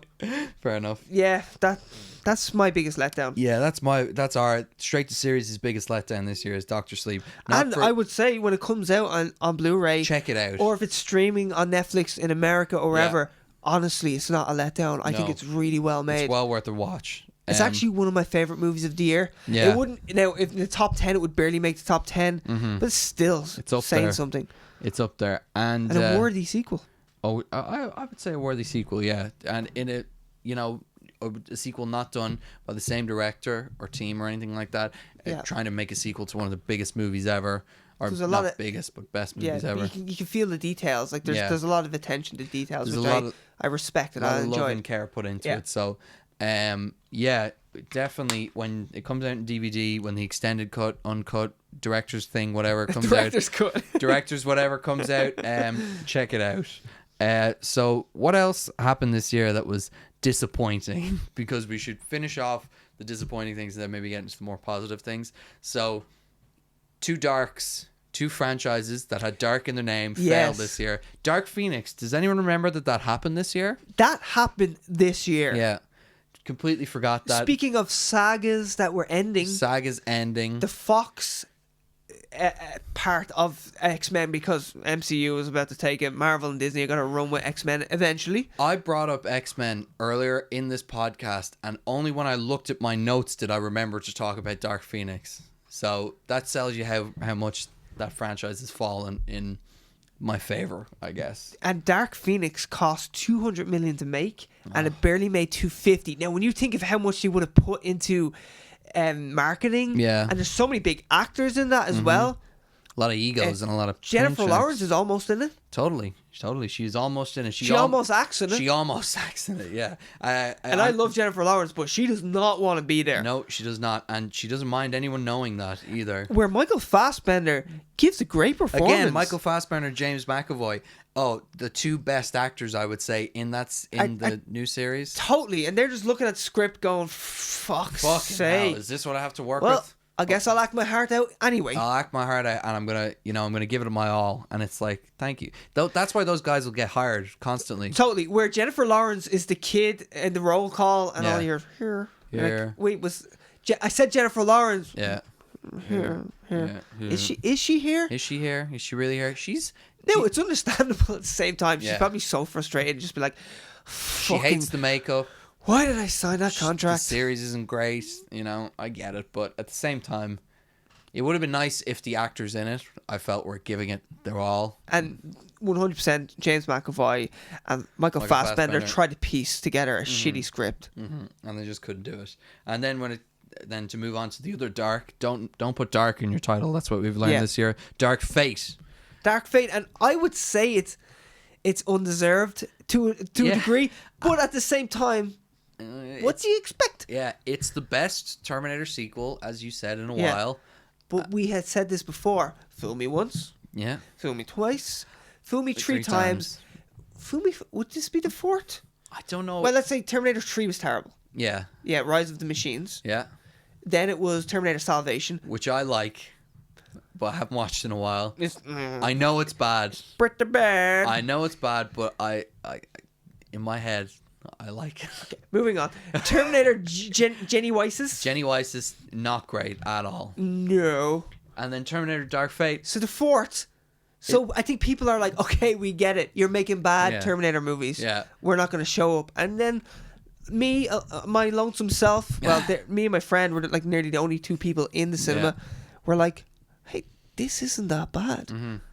And no I was one saw it. ready to pull the trigger on it. Oh, fuck this Like, movie. finally, It's terrible. This franchise is dead. And it's like, I'd watch more of this. I'd actually watch a sequel, Yeah, which is yeah. never getting. Crazy. And then, fucking hell, I was just looking at this. Other movies that came out this year, like Shazam came out this year, a movie that was really enjoyed. The two of us really enjoyed that movie. Really enjoyed it. Deserves another watch, I think, before we fully sink our teeth into it. Yeah, I would want to say. know how good it is with another watch. I mean, it's obviously no Get Out, because Get Out is one of the just a masterpiece of a film. Pop culture and socially, it's so relevant. Yeah, totally. It still is. It's permeated into pop culture, Yeah. whereas Us obviously hasn't had the same effect, but still a really good film that I thoroughly enjoyed. Men in Black International happened. Did it? It came and it went. Did it? Starring Tessa Thompson and Chris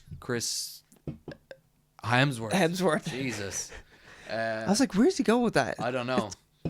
It's clearly Thor. For some reason, I was thinking Chris Rea, but it obviously wasn't Chris Rea in that. Glass also came out. I want to say Men in Black International is so bad. I really dislike Tessa Thompson in it. And she is so likable. I love her in the Creed movies and I love her as Valkyrie. Yeah. And I was like, I can't stand this actress in this movie. Well, I can't stand the actor, the character. Mm-hmm. But that says a lot because I love Tessa Thompson. Tessa Thompson's great. So unlikable in that movie. Just a shame. So so that's kind of getting into more of the negatives. Also in TV terms, we've had a few disappointments. Game of Thrones, huge disappointment. Still have that bad taste in my mouth. Yeah, me too. I think it's.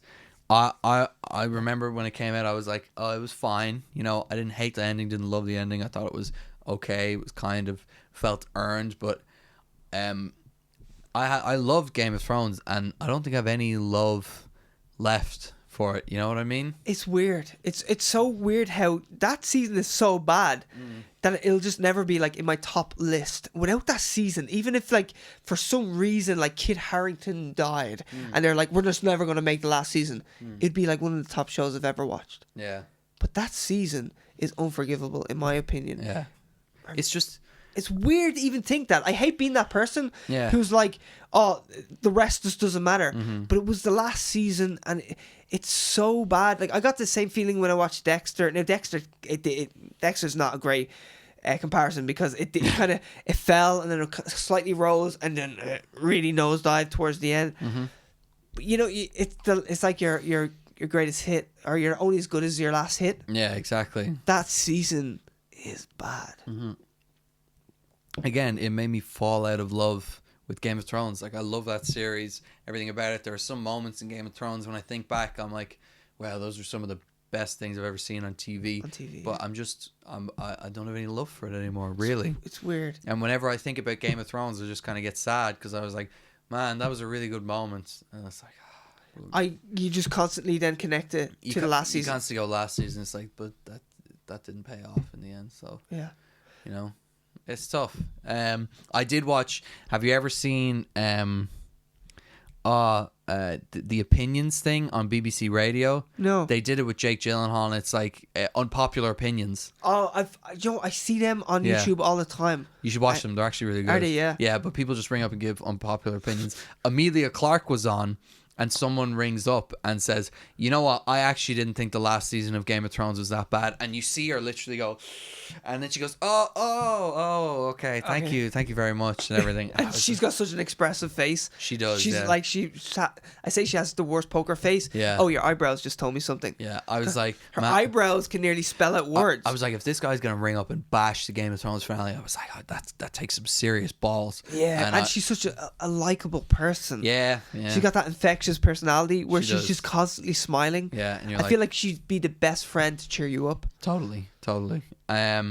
So yeah, that was another kind of disappointing thing.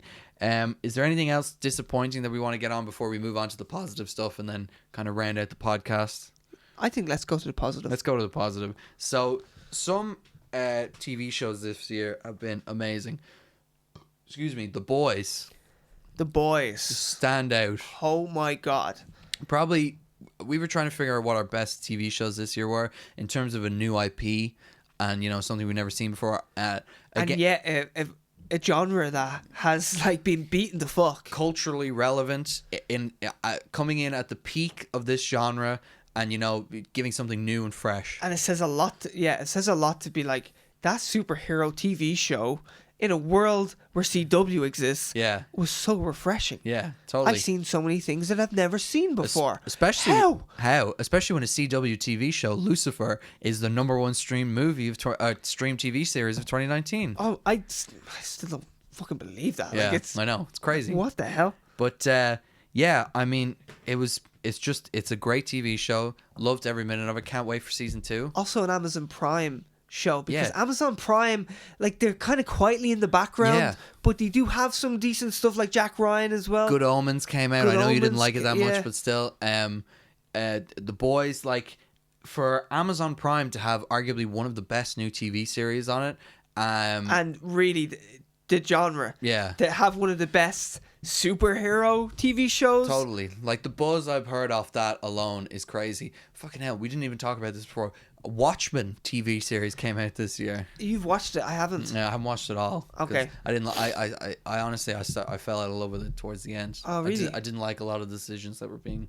I know it's tough to be like, I know it's someone's interpretation and you're watching it. Of course. And I was like, okay, I get it. I understand that this is the way they want to go with this. Sure. But I just wasn't enjoying it anymore Okay. for the decisions made. So I was like, I just don't want to watch the finale. Looks like it's got a serious budget. It does have a serious budget. I really enjoy when you see a TV show like The Boys has a lot of CGI and it works. Yeah. Because when you can just that moment where you're like, this show's great, and then there's just this, like, we watched Crisis on Infinite Earths. Yeah, when the Flash starts running, you mean?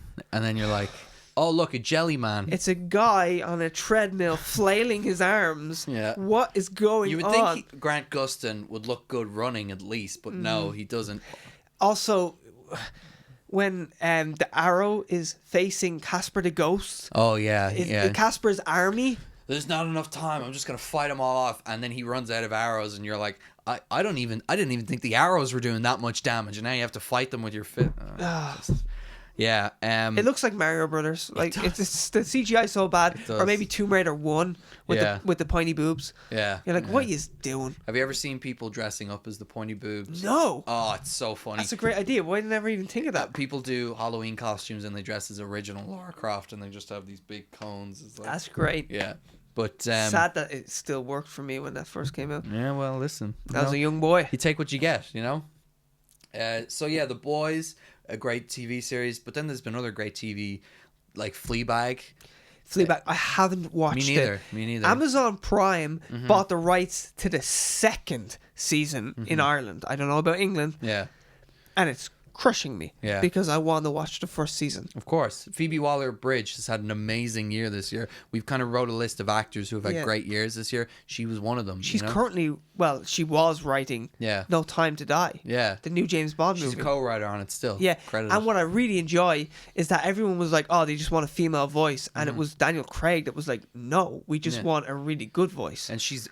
I was so glad to hear him say that. Totally, He's like, no, it's not because we want a female perspective.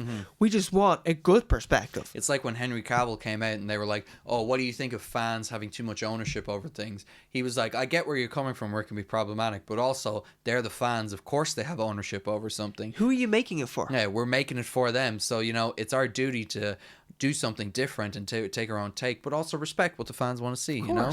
It's just nice when actors when people are looking for the headline where it's like, it's like, female writer hired just because or whatever. And it's like... they don't feed into the clickbait. They don't feed into it where they come back. I hate those questions. They're like, oh, here it goes again. SNL had that bit of controversy this year. Do you remember? They hired a new... I'm going to get this story slightly wrong. I know what you're going to say. They hired a new cast member and then people went through all his old material and tweets and there was some racist anti-Asian jokes or something like that. You got Sean Gunn. James Gunn.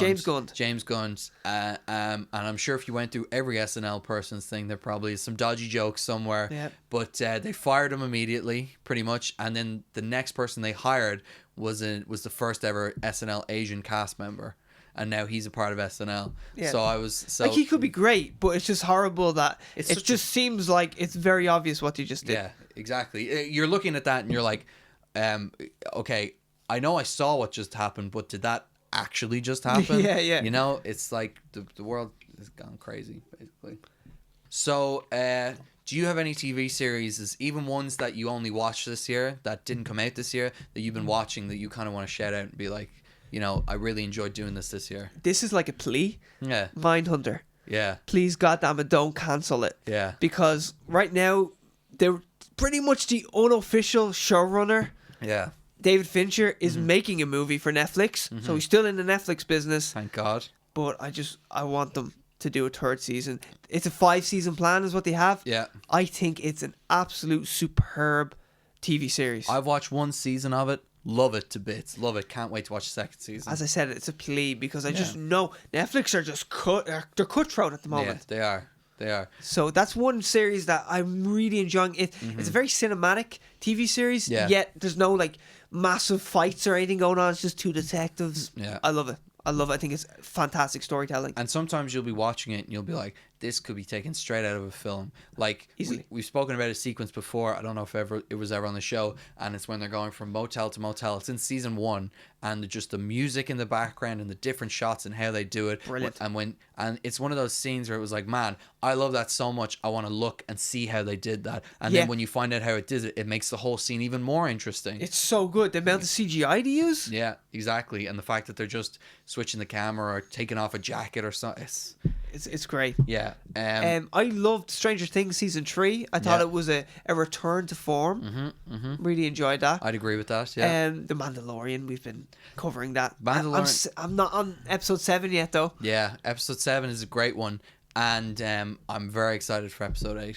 which is the final Episode. Finale. But season 2 is already in the works. Yeah, so it's filming, I we're think. good. Yeah, it's filming at the moment. I think it's so- like a month into filming. Yeah, Sure, so- as we said, by the time Ireland officially gets it in March, season 2 will probably be finished filming. Yeah, hopefully which is just out. weird. Hopefully starting to come out. That would be great if they could. I don't know if they If they could roll out the European release with Mandalorian season 2, that would be good. But I don't want them to rush it either. So Yeah. Anyway, any TV series that didn't come out this year that you picked up or watched or?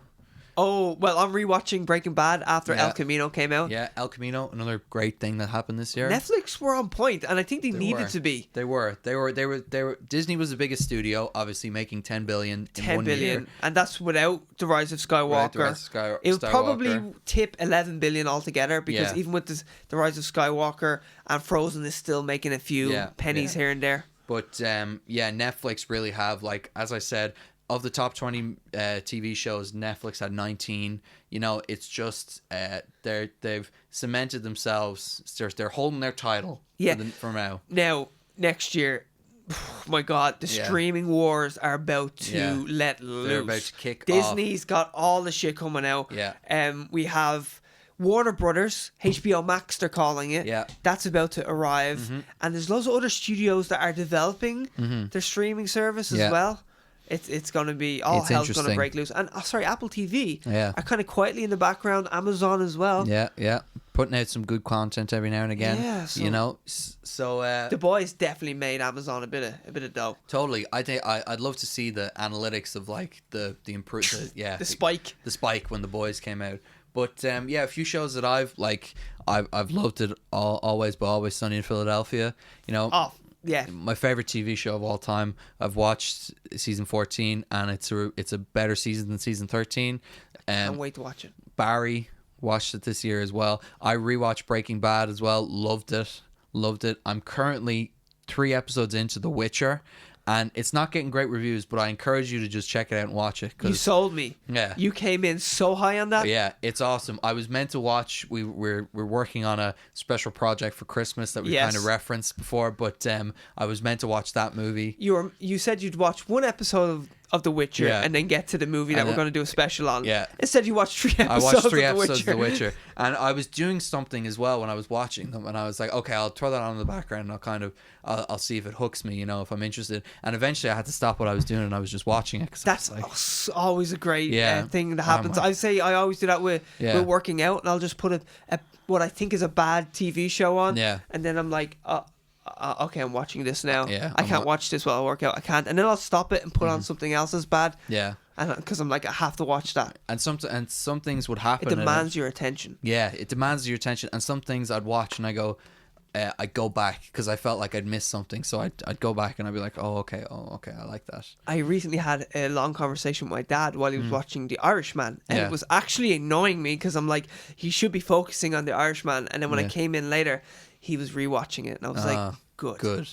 We haven't even spoken about that yet. The Irishman. Well, came we out could get this year. to the best movies of Oh the yeah, year. we'll get if to you the want. best movies. But is there any other shows that came out this year? You're an advocate of The Witcher, though. I love The Witcher. You got me excited. Yeah, you should check it out. Is there anything else? That I'm I sure wanted there's to say? plenty There's that I've plenty. watched There's plenty and to miss out.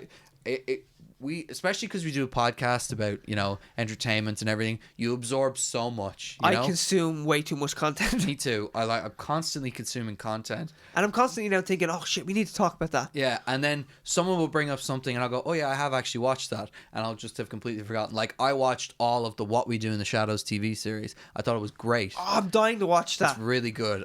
I love the film. I'll show you the website you can get it from.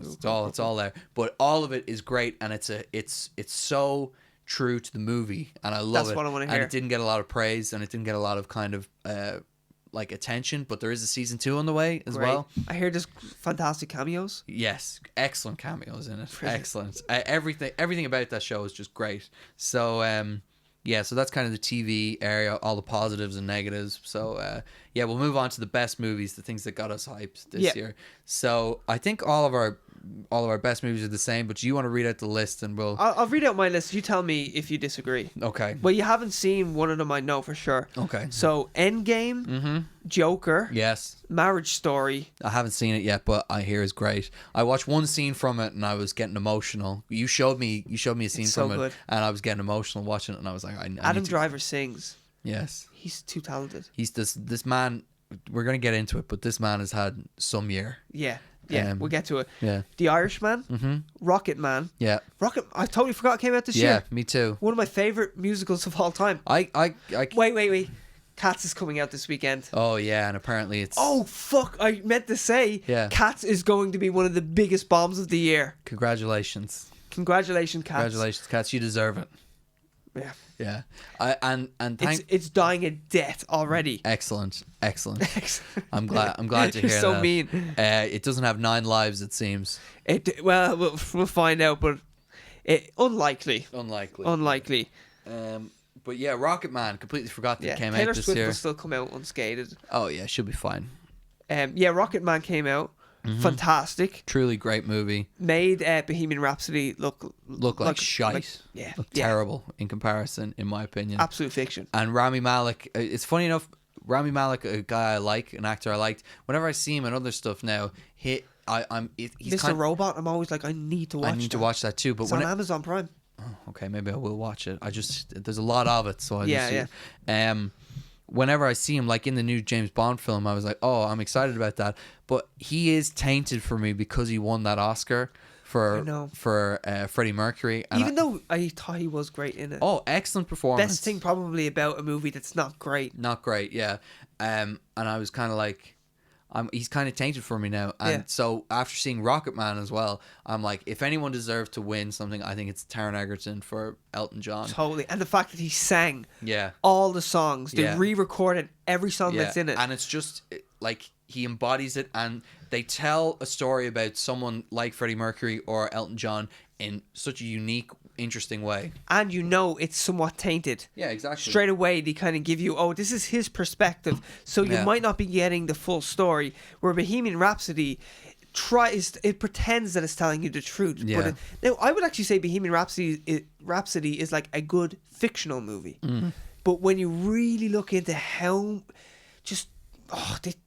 much they just mess with the truth, like they really took liberties. You feel like by the end of Rocket Man, you feel like you understand who Elton John was and kind of his trajectory and what happened. You have a better understanding of his story. Yes. When in Bohemian Rhapsody, when it's giving you all the facts about what happened, you leave feeling like you're knowing less. And funny enough, everyone is so aware of Freddie Mercury's misdoings, and just he's not just known for being a great singer. He's been known to be a party animal. And a rabbit just fucking everything. And there's only one scene dedicated to that.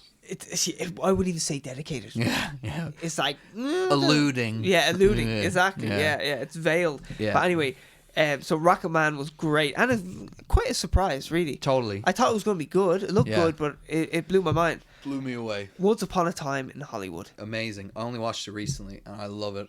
I want to watch the extended edition. There's like an extra 10 minutes. Me too. Dying to see it. I'd love to see it.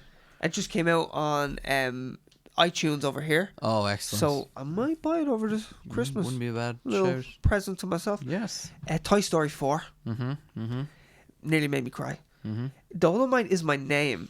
Yeah. Was fun to see Eddie Murphy return to form. really to form. Like, it's been decades since I've seen a movie where an emotionally resonating Eddie Murphy movie. Yeah, yeah. And I feel like... Is he not just a donkey now? I thought that's his most iconic role in the last, few years, is him as a talking donkey. At least in the last 10. Yeah, so...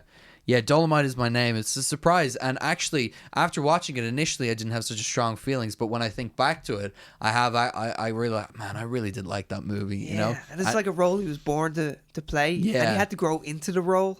Totally. And you're like, man, this guy's really cool and everything. And then at the end, they kind of bring it all together. And it's like, hey, this guy's important because people consider him the grandfather of rap and bringing it on. And it's like, oh, I hadn't noticed that before, but then when you reach the ending, you're like, oh, fuck, I see how that kind of developed from that. Totally. It's so cool. And it was great. Both of us had said it on the previous podcast that we didn't know anything about the character. Nothing. So for us, it was just all a surprise. Yeah. It was like educational in a way. You were like, oh, fuck. We didn't know where the story was going at all. I was talking about it with my friends, and the best praise they could give is they were like, I actually want to start watching some of the Rudy Ray Moore films because of it. I got the same feeling. Yeah, I was like, I want to see what these films actually look like. Oh, that would be fun. We should actually do that sometime and then review one of them. And you see the clips in the end, the credits, like, oh, it looks so fun. It looks great, and it looks very similar to the movie. Like they really emulated it. Yeah. Sorry. So let me just say, and then there's Doctor Sleep and Knives Out. Knives Out, yeah. After giving Rian Johnson all that, with that beatdown we just gave him for the first 30 minutes of this podcast, we both love Knives Out. Knives Out, and I'd love to see another one. Oh, 100%. In a series, in a franchise, I would say, where Rian Johnson is in full control of everything that happens. He doesn't have, there's nothing to go off. He can just start from scratch and do whatever and subvert expectations from the beginning. 100% original. Story. Exactly. It's like Looper. When it's a 100% original thing comes from him, I'm totally on board. I loved Looper. Yeah. And I thought Knives Out was a home run. Yeah, me too. I loved it. I was surprised at how much I loved it. It's so fun. All the actors pop in it as well. Yeah, they really do. Yeah, and you're enjoying every single person, like they're acting their heart out, and you're having fun watching them. So Knives Out is a good one. So yeah, those are kind of all the movies that we love this year. And we've missed a lot as well. Like Ford versus Ferrari is one that I'm dying to see. Yeah. The Two Popes recently came out on Netflix. That's getting a lot of buzz. A lot of buzz, yeah. I don't know if there's any others like Six Underground. Oh yeah, the best movie of the year. Best Michael Bay movie I've ever seen. I'm enjoying Ryan Reynolds marketing it. Yeah, it's awful. It's so bad. It's Michael Bay unrestricted. That's not a good thing. No, it's not good at all. Yeah, so that's kind of that's our movies of the year. So we do trailers or we do actors of the year. Oh yeah, sure. Yeah. So we'll do actors. So we've kind of put a list together, and we're going to talk about actors who we feel have really had like a renaissance this year, or have been shined bigger than they normally would. Yeah, like just a fucking absolute home run of a year. Yeah. So we kind of already touched on Phoebe Waller-Bridge. She's had an exceptional year, even though she was only really in Fleabag. She's penetrated the cultural zeitgeist, to use a very journalistic term. And, everyone kind of knows her name, and she's the new hotness around the place. I haven't even watched a single episode, and I see her name everywhere now. Yeah, and I just know that she's a big deal, She's a big deal indeed, yeah. But someone else that we touched on as well, Adam Driver. He's killed it this year. Oh, smashed it. I can't wait to watch Marriage Story, but he's also in the Rise of Skywalker. Like I said, Kylo Ren throughout this trilogy has been my favorite character. Well, he kind of like ticks each box, doesn't he? Yeah. So he was in The Report, a political thriller, which is meant to be amazing. Got loads of praise. Yeah. That's on Amazon Prime. You should check it out. I only recently watched it. Marriage Story, straight up drama. Yeah. With some comedic parts to it as well. He is spellbinding in it. Honestly, it's the best performance I've seen, and one of the best performances of the year is between him and Joaquin Phoenix, and it seems like every award show seems to agree as well. It's between them two, and then as you said, he ticks the box of the big blockbuster, so he's got his blockbuster as well. He does, and he's just a great actor, and like I love to see him in things. Oh, he was in a comedy as well, The Dead Don't Die. That was the only thing that didn't really do super well.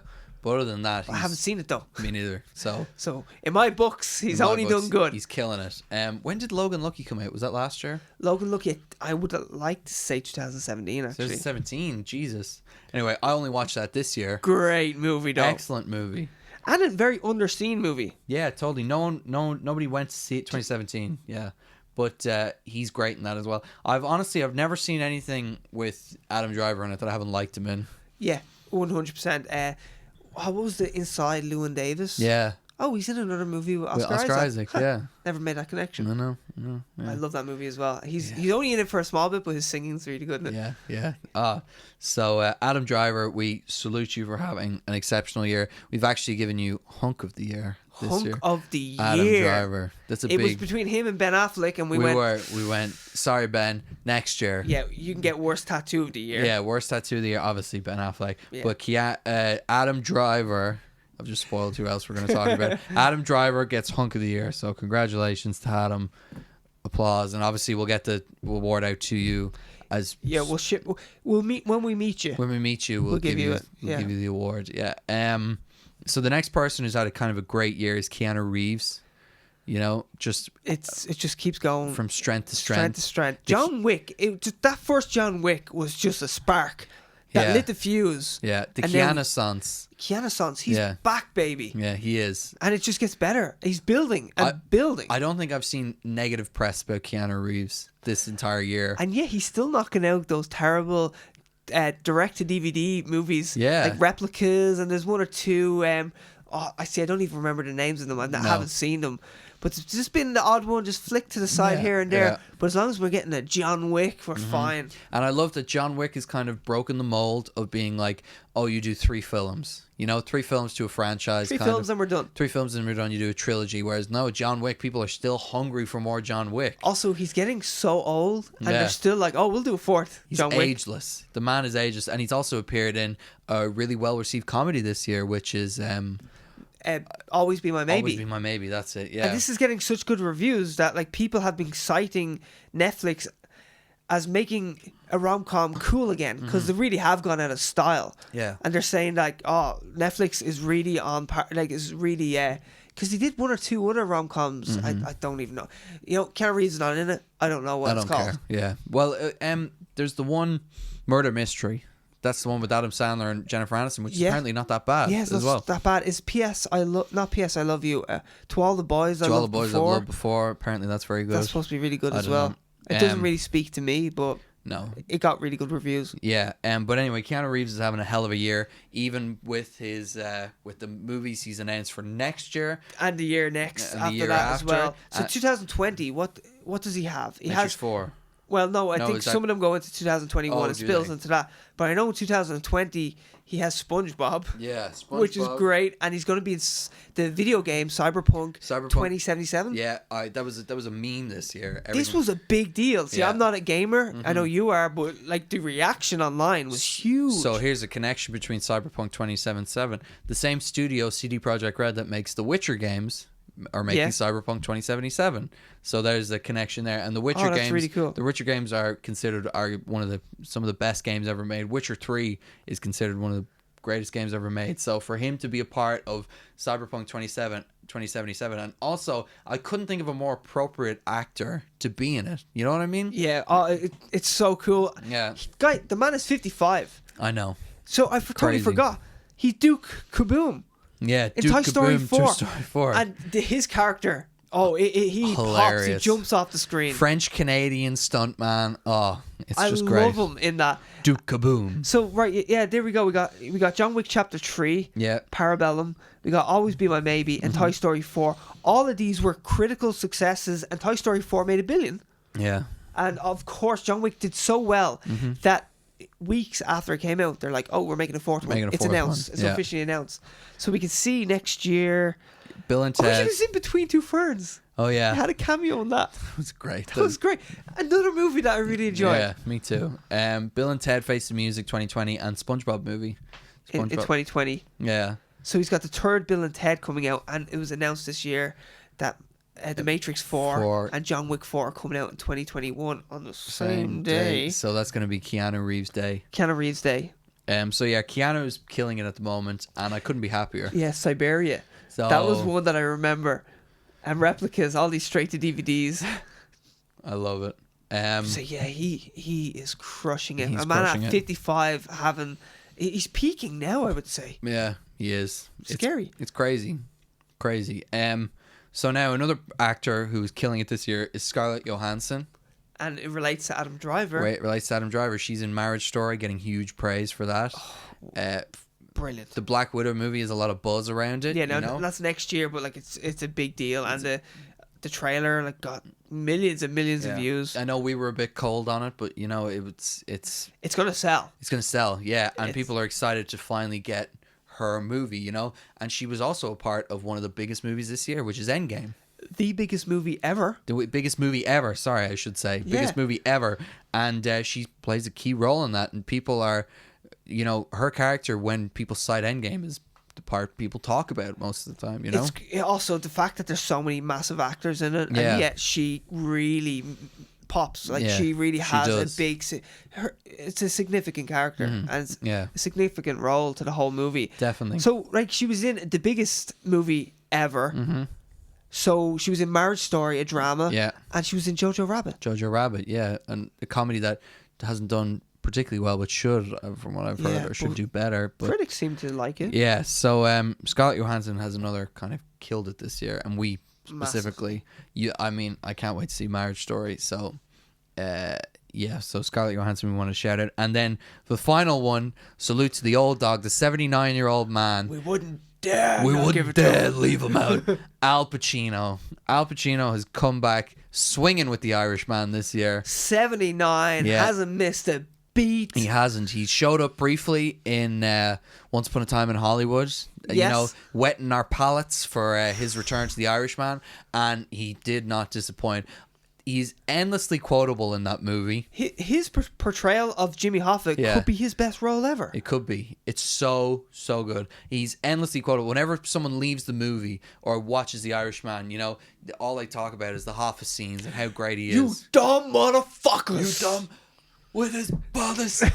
You know, it's just great. And, you know, there's a lot of buzz about the performance as he deserves. And I just think that... Pacino's really killed it, come back and killed it. And in a movie where, you know, you're full of great actors, he stands out, you know. He really does. He's my favourite actor in The Irishman. Wow, that's saying something. Yeah, with the trifecta of De Niro, Joe Pesci and Al Pacino. I never thought that it would be Al Pacino. I actually thought it would be Joe Pesci. Al Pacino, because, me too. I thought Joe Pesci would kind of take it for me. He's got the best material in the whole movie. He does. He's a lot to work with. And have you heard Joe Pesci didn't like doing scenes with Al Pacino because his whole thing was he never blows up, and he was like, Pacino's going to blow up in this scene, and if I'm in a scene with him, I'm going to blow up as well. He was like, I'm going to blow up, and he's like, you can't blow just up. Fighting level by level, you know. Yeah. He's trying to. Oh, is he going bigger? Yeah. Oh, okay, I'll go bigger. I can go bigger. Yeah. And it's amazing how big Pacino can go, and it seems like you're there for it. You're like, this doesn't seem out of place at all. You know, I totally buy into it. But it's Joe Pesci's shtick as well. Like that's what he does. He blows. You know, the Goodfellas is just Joe Pesci blowing up. Yeah, left, right, and center. Again, a movie I watched recently again because it's so good. He's so good in it. And you watched what was the other one you watched? Raging Bull. He just blows all the time. Up in that, yeah.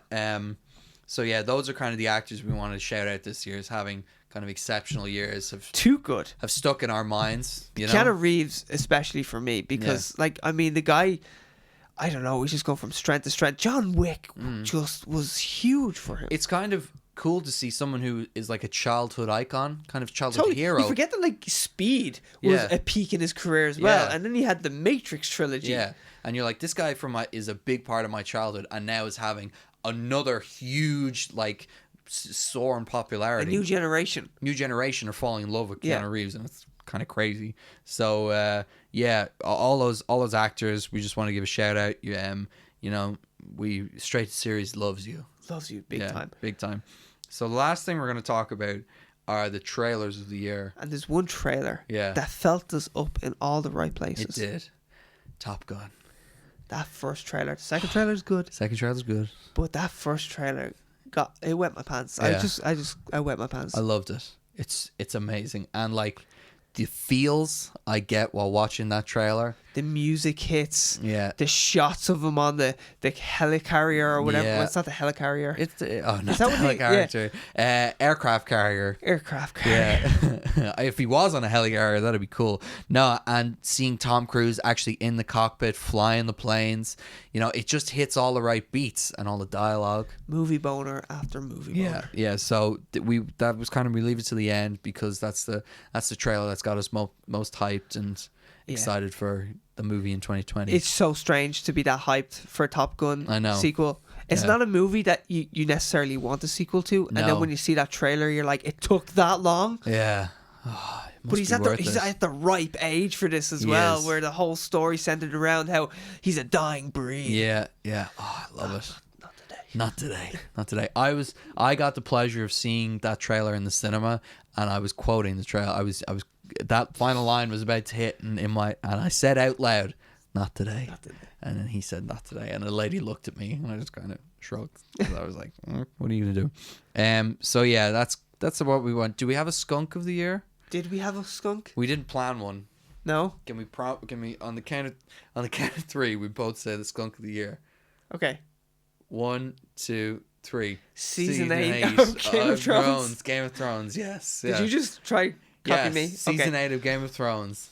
That's the skunk of the year. That's a good one, actually. Yeah. It's a pretty decent one. Yeah. Apologies, Game of Thrones. We wish you were better.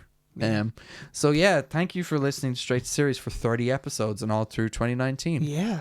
We've grown as people. We have. We've all grown together. We've grown as podcasters. We have, and we've grown an audience, and we're really happy that people are coming in to check this out, because we're obviously very proud of what we do here, and we hope that it continues well into the future.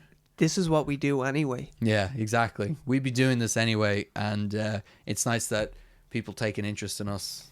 Now let's do a podcast as I drop you home. Yes, exactly. Yeah, that's what inevitably happens. I might fall asleep in the car though, because I feel exhausted. Yeah, I'm exhausted too, to be honest with you. Yeah, the two of us came into this pretty exhausted, but we managed to power through.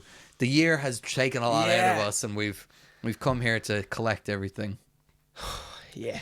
But thank you for everything for Straight to Series. We're going to have probably a special episode towards the end of the year coming out. To finish off the year. Cap things off. It's an episode. Exclamation point at the end of the year. Yeah, we're very proud of the episode. So we're excited to do it.